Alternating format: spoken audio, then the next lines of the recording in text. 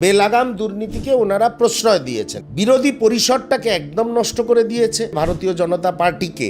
এমন সাহায্য উনি করলেন, আজকে ভারতীয় জনতা পার্টি বাংলার ক্ষমতার অলিন্দে পৌঁছে গেছে।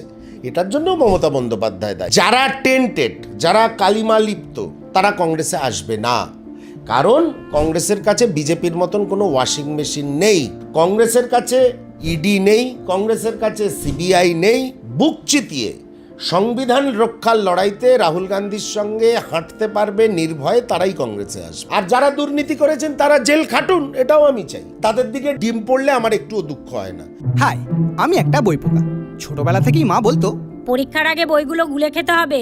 তো ব্যাপারটা আমি একটু বেশি সিরিয়াসলি নিয়ে ফেলেছিলাম। খুঁটিয়ে পড়তে গিয়ে বই খুঁটে খেয়ে ফেললাম। তাও ক্লাস 11-এর দুটো সেমিস্টারে একটাও কমন পেলাম না, কিন্তু 12-এর সেমিস্টারগুলোতে ছক্কা মেরেছি। কারণ আমি ডিসকভার করেছিলাম মৌলিক লাইব্রেরি প্রকাশিত সম্রাট সিরিজের সমস্ত এক্সক্লুসিভ সাজেশন বুক উইথ প্রচুর কমন পাওয়ার গ্যারান্টি, প্লাস টেস্টি ছিল। একদিকে সোনিয়া গান্ধীর সঙ্গে মমতা বন্দ্যোপাধ্যায়ের বৈঠক এবং ঠিক অন্যদিকে রাহুল গান্ধীর সঙ্গে অভিষেক বন্দ্যোপাধ্যায়ের বৈঠক। যখন তৃণমূল লোকসভা এবং বিধানসভা উভয় জায়গাতেই একেবারে ভেঙে চুরমার হয়ে যাচ্ছে, ঠিক সেই মুহূর্তে এই ঘটনা এবং সূত্রের খবর যে মমতা বন্দ্যোপাধ্যায় এবং অভিষেক বন্দ্যোপাধ্যায়ের কাছে কংগ্রেসে যুক্ত হওয়ার প্রস্তাব চলে এসেছে। আমাদের সঙ্গে রয়েছেন কংগ্রেস নেতা সুমন রায়চৌধুরী, কথা বলবো। দাদা, প্রথমেই যেটা আসি, যে কংগ্রেসের সঙ্গে জোট না থাকলে হয়তো তৃণমূল ক্ষমতায় আসতে পারতো না কোনোদিন, সেই কংগ্রেসকেই একসময় ভেঙে চুরমার করে দিয়েছিলেন মমতা বন্দ্যোপাধ্যায়। সেই নিয়ে একাধিক অভিযোগ রয়েছে। আজ আবার মমতা বন্দ্যোপাধ্যায়কে ফেরানোর একটি প্রস্তাব, কিভাবে দেখছেন পুরো বিষয়টিকে? এবং মমতা বন্দ্যোপাধ্যায় যদি দলে ফেরেন, তাহলে সেখানে দলের যারা কর্মী, তারা কতটা দলের ওপর বিশ্বাস রাখতে পারবে? প্রথম কথা হচ্ছে, মমতা বন্দ্যোপাধ্যায়কে কংগ্রেস দলে ফেরানোর প্রস্তাব জাতীয় কংগ্রেস দিয়েছেন বলে আমার কোনো সূত্রের খবর থেকে জানা নেই। আপনাদের সূত্রের খবর থেকে হয়তো আপনারা জানতে পেরেছেন। আমরা কোনো প্রস্তাব দিইনি। দেখুন, এখন উনি হেরে গেছেন, ওনার সঙ্গে ওনার সাংসদরা নেই, ওনার বিধায়করা নেই, সঙ্গে শুধু রয়েছেন ওনার পরিবারের একজন সদস্য। তো উনি দৌড়োদৌড়ি করছেন, ছুটোছুটি করছেন, সোনিয়া গান্ধীর সঙ্গে দেখা করছেন, আবার করে যাচ্ছেন, আবার ওনার ভাইপো অভিষেক ব্যানার্জি গিয়ে রাহুল গান্ধীর সঙ্গে দেখা করছেন। ব্যাপারটা হচ্ছে একটা রাজনৈতিক অস্থিরতা ওনাদের জীবনে। ওনারা কি করেছেন, ওনাদের সমস্যাটা কেন হলো? ওনারা বেলাগাম দুর্নীতিকে ওনারা প্রশ্রয় দিয়েছেন, এক। দ্বিতীয় কথা হচ্ছে, বিরোধী পরিসরটাকে একদম নষ্ট করে দিয়েছে। কেউ থাকবে না ওনারা ছাড়া, রাজনৈতিক পরিসরে, বাংলার রাজনৈতিক পরিসরে কেউ থাকবে না, শুধু তৃণমূল থাকবে। আর তৃণমূলের যে আইডিওলগ অর্গানাইজেশন ভারতীয় জনতা পার্টি থাকবে। আজকে দেখুন, ধীরে ধীরে ভারতীয় জনতা পার্টিকে এমন সাহায্য উনি করলেন, আজকে ভারতীয় জনতা পার্টি বাংলার ক্ষমতার অলিন্দে পৌঁছে গেছে।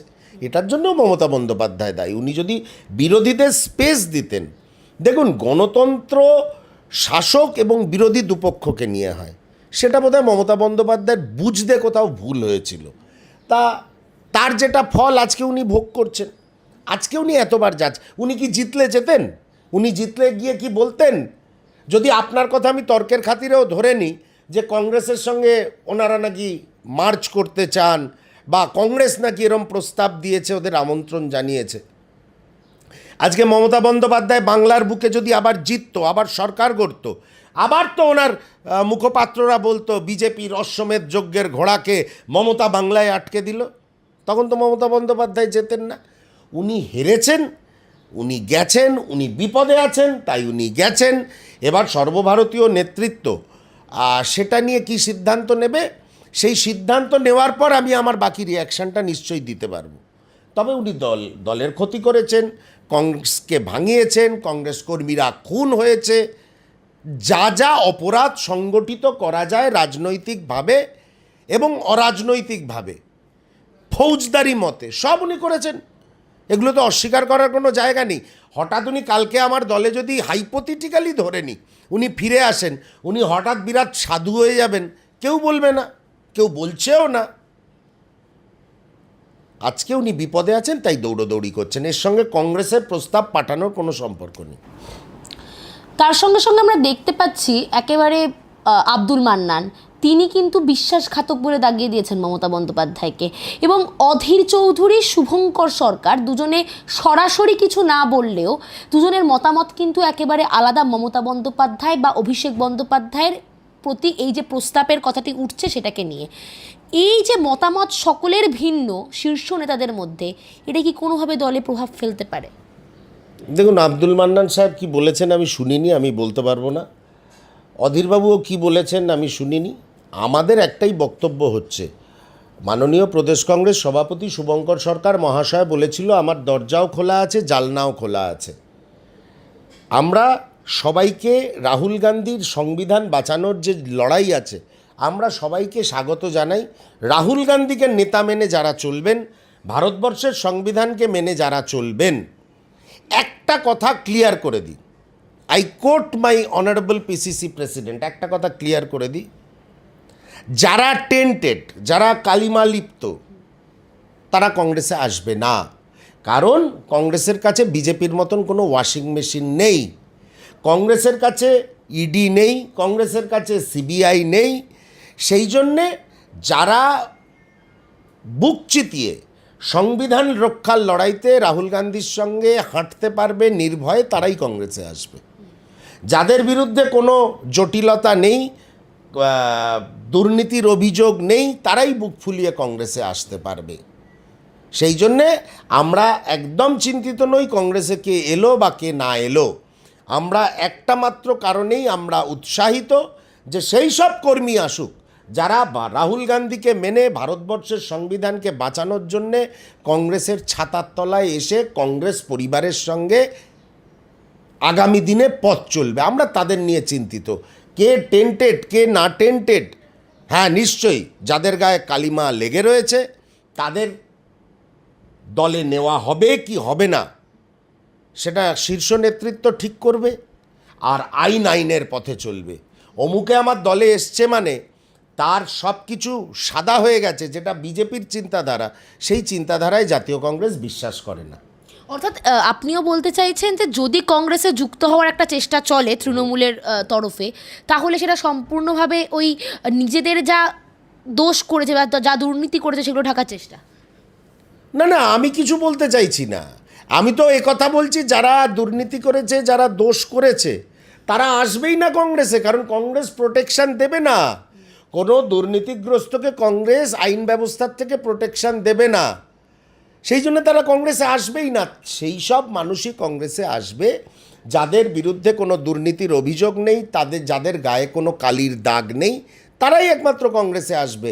এবং যারা চাইবে ভারতবর্ষের সংবিধান যেভাবে ভারতীয় জনতা পার্টি লুণ্ঠিত করছে, সেই লড়াইতে রাহুল গান্ধীর সঙ্গে কাঁধে কাঁধ মিলিয়ে চোখে চোখ রেখে যারা হাঁটতে পারবে, সংবিধানকে বাঁচানোর লড়াই করতে পারবে, তারাই আসতে পারবে। দুর্নীতিগ্রস্তরা আসবেই না, তাদের শেল্টার দেওয়ার তো কোনো প্রশ্নই নেই। তামিলনাড়ুর ডিএমকে দল আমরা দেখলাম ইতিমধ্যে ইন্ডিয়া জোট থেকে সরে গিয়েছে, সেক্ষেত্রে বামেরা এখনও জোটে রয়েছে। এই যে মমতা বন্দ্যোপাধ্যায় এবং অভিষেক বন্দ্যোপাধ্যায়ের কংগ্রেসে যুক্ত হওয়ার যে একটি কথা এখন রটে গিয়েছে, তার ফলে বামেরাও কিন্তু অনেকাংশে অন্দরের খবর যে তারা চাইছেন না এই জোটে আর থাকতে। এর ফলে কি কোনোভাবে যদি এই ঘটনাটি ঘটে, তাহলে সেক্ষেত্রে কি কোনোভাবে এই বিজেপি বিরোধী যে শক্তি কংগ্রেস গড়ে তুলেছে একেবারে ইন্ডিয়া জোটের মাধ্যমে, সেটা কোনোভাবে কমে যাবে? দেখুন, বামপন্থীরা কি ভাবছেন আমি জানি না। নিশ্চয়ই ডিএমকে একটু নিজেদের ডিস্টেন্স করেছেন ইন্ডিয়া ব্লক থেকে, সেরকম আপনাদের মতন আমারও সূত্রের খবর, সংবাদ মাধ্যম সে কথা বলছেন। আমি মনে করি শ্রীমতী সোনিয়া গান্ধী ইউপিএ চেয়ারপারসন এবং রাহুল গান্ধী লোকসভায় বিরোধী দলনেতা, এই দুজনের নেতৃত্বে ইন্ডিয়া ব্লক একটা বলিষ্ঠ সংবিধানপন্থী রাজনৈতিক ব্লক। কারুর যদি কোনো মনে খেদ থাকে, কারুর যদি কোনো বিষয় সমালোচনা করার থাকে, আমি মনে করি ইন্ডিয়া ব্লকের অভ্যন্তরীণ বৈঠকে সেটা বসে মিটিয়ে নেওয়া উচিত। সেটা ডিএমকেও হতে পারে, বামপন্থীরাও হতে পারে। যদিও বামপন্থী প্রতিনিধি আগের ইন্ডিয়া ব্লকের যে এই মিটিংটা হয়ে গেল 2-3 দিন আগে, সেখানে উপস্থিত ছিলেন ওনাদের সাংসদ জন ব্রিটাস। তা সত্ত্বেও আমি মনে করি একজন ধর্মনিরপেক্ষ রাজনৈতিক কর্মী হিসাবে সেটা ডিএমকে হোক বা লেফট হোক, কারোর যদি কোনো সমস্যা থাকে, কোনো বিষয় কোনো রিজার্ভেশন থাকে, সেটা ইন্ডিয়া ব্লকের যে আহ্বায়ক রয়েছেন, কংগ্রেস সর্ববৃহৎ দল হিসাবে তার সভাপতি মল্লিকার্জুন খার্গে সাহেব রয়েছেন, বরিষ্ঠ রাজনীতিবিদ, তাদের সঙ্গে বসে এটা মিটিয়ে নিয়ে এগিয়ে চলা উচিত। কারণ ইন্ডিয়া ব্লককে দুর্বল করলে বিজেপি আরও শক্তিশালী হবে। বিজেপিকে এবং সংবিধান বিরোধীদের শক্তিশালী হতে দেওয়ার কোনো জায়গা আছে বলে বা অবকাশ আছে বলে আমি মনে করি না। বিধানসভায় কংগ্রেসের শক্তি অনেকটাই বৃদ্ধি হয়েছে এবারে, সেক্ষেত্রে কি এই যে বিজেপি বিরোধী শক্তি হিসেবে কংগ্রেসের উত্থান, এবার কতটা কিভাবে কংগ্রেস সেটা লড়বে? কারণ তৃণমূল কিন্তু নেই বললেই চলে, সুতরাং বিজেপি বিরোধী শক্তি হিসেবে একমাত্র বাম এবং কংগ্রেসের ওপরই আস্থা রাখছে মানুষ। বাম এবং কংগ্রেসের উপরে এবং ধর্মনিরপেক্ষ প্রগতিশীল দলগুলোর উপরে মানুষ আস্থা রাখবে, এটা আমরা জানতাম। কারণ যে র্যাম্প্যান্ট করাপশান গত 15 বছর ধরে হয়েছে, মানুষের উপরে অত্যাচার হয়েছে, মা বোনেদের উপরে অত্যাচার হয়েছে, ধর্ষণ, পাচার, রেপ, আর চাকরি বিক্রি, তার সঙ্গে অভয়া, বাংলার মানুষ যেত কোথায়? বাংলার মানুষ নিশ্চয়ই তীব্র মেরুকরণ হয়েছে, কিন্তু আজকেও বাংলার মাটিতে এই তীব্র মেরুকরণটা হয়েছে, তার জন্যে দায়ী মমতা বন্দ্যোপাধ্যায়, একমাত্র মমতা বন্দ্যোপাধ্যায় দায়ী। সেই জন্যে আজকে বিজেপি চলে গেছে, পশ্চিমবঙ্গ চলে গেছে বিজেপির হাতে। তাহলে বিজেপি বাদ দিয়ে অল্টারনেট ধর্মনিরপেক্ষ প্রগতিশীল শক্তি কারা? তাদের নেতৃত্ব কে দিতে পারে? জাতীয় কংগ্রেস দিতে পারে। সেই জন্যে জাতীয় কংগ্রেসই আগামী দিনে বাংলায় অল্টারনেট অ্যান্ড মেন অপোজিশন পাওয়ার বা শক্তি হিসাবে উঠে আসবে, যারা মানুষের হয়ে, সংবিধানের হয়ে আগামী দিনে লড়াই করবে। এই ব্যাপারে আমরা নিশ্চিত বাংলার মানুষের সমর্থন জাতীয় কংগ্রেস আগামী দিনে আরও বিপুলভাবে পেতে চলেছে। কারণ বিজেপির বিরুদ্ধে চোখে চোখ রেখে লড়াই একমাত্র রাহুল গান্ধী করে। তৃণমূল ভেঙে চুরমার এবং তার সঙ্গে দুটি তৃণমূলে এখন ভাগ হয়ে গিয়েছে, একটাকে বলা হচ্ছে ভালো তৃণমূল, একটাকে বলা হচ্ছে খারাপ তৃণমূল। এই যে তৃণমূলের সম্পূর্ণভাবে ধ্বংস হয়ে যাওয়া, এটা কীভাবে দেখছেন? এবং যে সমস্ত সাংসদ এবং বিধায়করা সরে যাচ্ছেন তৃণমূল থেকে, তারা যদি কংগ্রেসে এখন যুক্ত হতে চান, সেটাকে কি কংগ্রেস আহ্বান করবে, রাজ্য কংগ্রেস? যাদের গায়ে কোনো কালি নেই, যাদের বিরুদ্ধে দুর্নীতির অভিযোগ নেই, যারা মানুষের ওপরে অত্যাচার করেননি, যারা বিরোধী কর্মীদের ওপরে অত্যাচার করেননি, যারা বিরোধী রাজনৈতিক দলগুলোর অফিস দখল করেননি, বাড়িতে আগুন লাগাননি, তাদের তো আমরা জাতীয়তাবাদী মানুষই মনে করি। তারা আসুন, সংবিধান রক্ষার লড়াইতে রাহুল গান্ধীর সঙ্গে, বাংলায় শুভঙ্কর সরকারের সঙ্গে পা মিলিয়ে চলুন। আর যারা দুর্নীতি করেছেন তারা জেল খাটুন, এটাও আমি চাই, 100% চাই। তাদের দিকে ডিম পড়লে আমার একটুও দুঃখ হয় না, তাদের গায়ে গোবরের ডালা ফেললে আমার একটুও দুঃখ হয় না, তিনি যত বড় তৃণমূলের নেতাই হন। আমি অন রেকর্ড বললাম। কেন্দ্রীয় নেতৃত্ব যদি চূড়ান্তভাবে মমতা অভিষেককে দলে নেয়, যদি, তাহলে হাইপোথেটিক্যাল কোনো প্রশ্নের উত্তর হয় না। কে দলে থাকবেন, কে দলে আসবেন, কে দলে যাবেন, কেন্দ্রীয় নেতৃত্বের বিষয়। আমি বাংলার একজন সাধারণ কর্মী, আমি এটুকু ভরসা রাখি, কেন্দ্রীয় নেতৃত্ব বাংলার কর্মীদের সেন্টিমেন্টের দিকে তাকিয়ে সব সিদ্ধান্ত নেবেন। যদি হয় তাহলে বাংলার, যদি কোনো হাইপোথেটিক্যাল প্রশ্নের কোনো উত্তর হয় না রাজনীতিতে। আবার এটাও ঘটনা, রাজনীতি সম্ভাবনার শিল্প, ঠিক আছে। কিন্তু ওই জন্য আমি বললাম, মাননীয় প্রদেশ কংগ্রেস সভাপতি শুভঙ্কর সরকার এবং অল ইন্ডিয়া কংগ্রেস কমিটির সভাপতি মল্লিকার্জুন খার্গে দীর্ঘ 15 বছর ধরে অত্যাচারিত, নিপীড়িত কংগ্রেস কর্মীদের এবং বাংলার মা ভাই বোনেদের ওপরে যে অত্যাচার হয়েছে, সেই কথা মাথায় রেখে তারা নিশ্চয়ই সিদ্ধান্ত নেবেন এবং কোনো দুর্নীতিগ্রস্ত অত্যাচারীকে তারা জায়গা দেবেন না।